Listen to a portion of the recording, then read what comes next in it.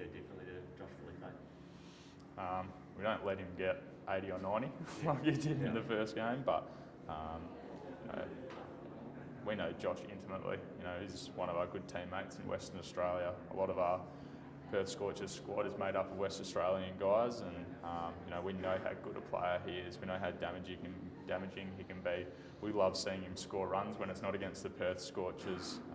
You know, we're all really excited for him to be a part of Australian T20 squads now, but you know, we certainly spend a bit more time on him in our planning meetings than we do for some of the other guys, and you know, he's a quality cricketer, and hopefully we don't see the best of him tomorrow night. You must be confident, I guess, with your fast bowlers in particular. All three of them they're picked in that Aussie squad. You kind of back them into his pads early. Yeah, I think with the Perth Scorchers, we've built a successful brand on the back of a strong fast bowling unit for a number of years now, and you know, in the last couple of seasons we've definitely underperformed, but it's probably been no surprise that some of our fast bowlers have been out injured. You know, we didn't see Jason Berendorf or AJ Ty last year. We know Jai Richardson's been in and out with international duties, and he's had his own surgeries of his own, but to have those guys fit and available for a whole Big Bash campaign, it's like gold. It makes my job as captain a lot easier, and you know, it's not something we're taking for granted. I've got no doubt that in the coming years we're going to lose them more and more to international cricket, but at the moment we're just appreciating having them in our side while we do. I mean, fast bowling's always been a strength for you guys. Those three as good fast bowlers you've had in your time. Yeah, I'll probably add Mitch Johnson to that as well. Nathan Coulter-Nile, you know, was a superstar for us as well, but you can only fit so many fast bowlers into your team, and you know, we've got a couple of other great options. It's awesome we're able to get some games of cricket into Aaron Hardy, who we think is going to be a superstar of the future. You know, we've got Fawad Ahmed, who's doing a great job for us with the ball. We know that Ashton Agar in the past and in the future is going to play a really big role for us, and so there's only a limited couple of spots. There's so many bowlers who can bowl with a new ball, and at the moment the three guys we've got to choose from are as good as are walking around in the competition. We have a chance of seeing Ashton next Saturday and then going forward?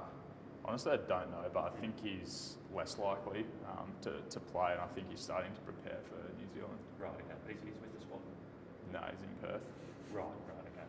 So it could be a chance if you make that home final? I'm not even going to comment because I have no idea. I think he's preparing for New Zealand. Right, that's fair, yeah. Mate, how big's the difference between winning this game on Saturday, going straight back to Perth into a final, or you know, you don't win the game, you've got to stay on this side of the country instead of win a prelim and get back to the final that way? I know my missus and family will be happy if we win tomorrow night and I'll get to come home early. It feels like the last few months we've spent a lot of time on the road, which is okay. We're professional cricketers. We know that's part of the gig, but you know, we would obviously love to play in Perth. We'd love to be at home with our families, but that's plan A. If things don't go to plan tomorrow night, that's okay. You know, we'll travel back to Perth anyway and play another final.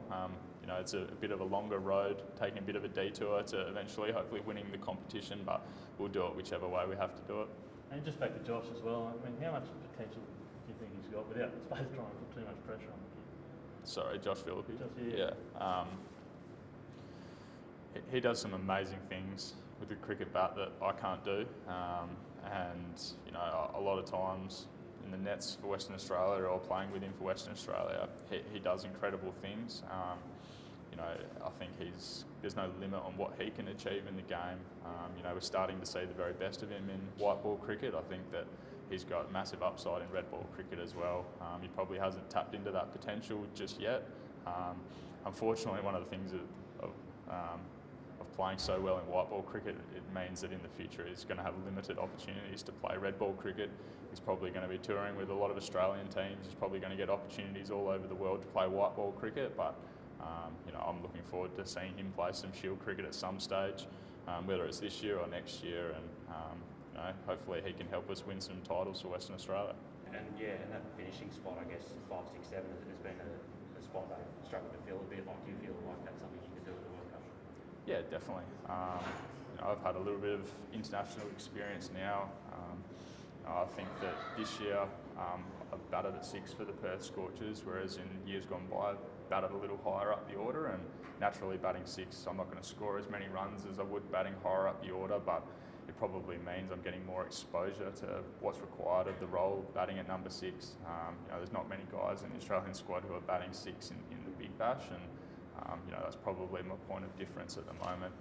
It's not an easy role, but I think the more exposure I can get to batting in that position, the better I'm going to get at it.